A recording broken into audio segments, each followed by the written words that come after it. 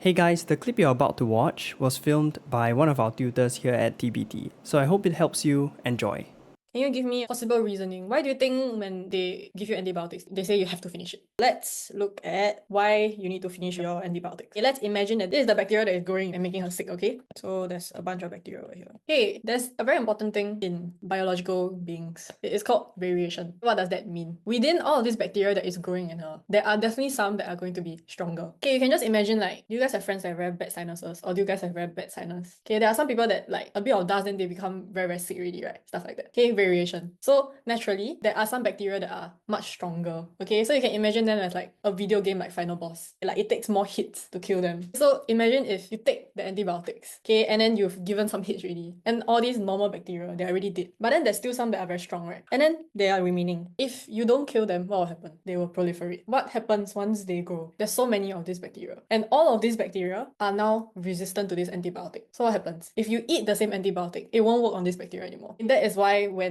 the doctors prescribe you antibiotics, you have to make sure to finish everything so that even the very, very strong final boss bacteria, you will kill all of them. Okay, let's do some notes. Variation. Some are less sensitive. Okay, so if I don't complete the course, what happens at the end? You will develop a new strain of antibiotic-resistant bacteria. What are some antibiotics that you guys know of? Maybe you'll eat before or hear before. Penicillin. Okay, if I'm not wrong, penicillin was the first ever antibiotic that was invented. But it is basically phased out now. Why? Because it's useless really. All of the different kinds of bacteria that infect us, they all already have developed resistance against it. Okay, so it's literally like Tom and Jerry. Like the bacteria will mutate and then it will become stronger and then it will become resistant to this antibiotic. Then what the scientists have to do, they have to tweak this antibiotic by a bit. Okay, so they look at the compound, they maybe like change one group on it. They develop a new antibiotic that targets this bacteria. Okay, and then it just keeps happening. It's really like endless lah. Yeah. Okay, and then the last one will be harder to treat. Let's talk about that lah. If it's harder to treat, right, it'll be very bad for you also because you'll still be sick, right? And then you'll have to take a new set of medicine. And it's not just bad for you because let's say what if I pass it on to people around me and then other people have stronger bacteria in them also. So actually it's like it's bad for yourself and it's also irresponsible to like not finish your medicine. So PSA, finish your medicine, people. Okay, let's start going through the answers. So due to, what is this very important word that I said just now? That's a V, variation. Okay, finish the point for me. Some of the bacterial population that has infected her are... Very good. Very good. Okay, so since she did not finish her course, very good. Some of the less sensitive, survive and reproduce. Very good. Okay, last point. They will multiply, resulting in a strain of antibiotic-resistant bacteria. Very good, which may prolong her infection and make it harder to treat. Okay, nice.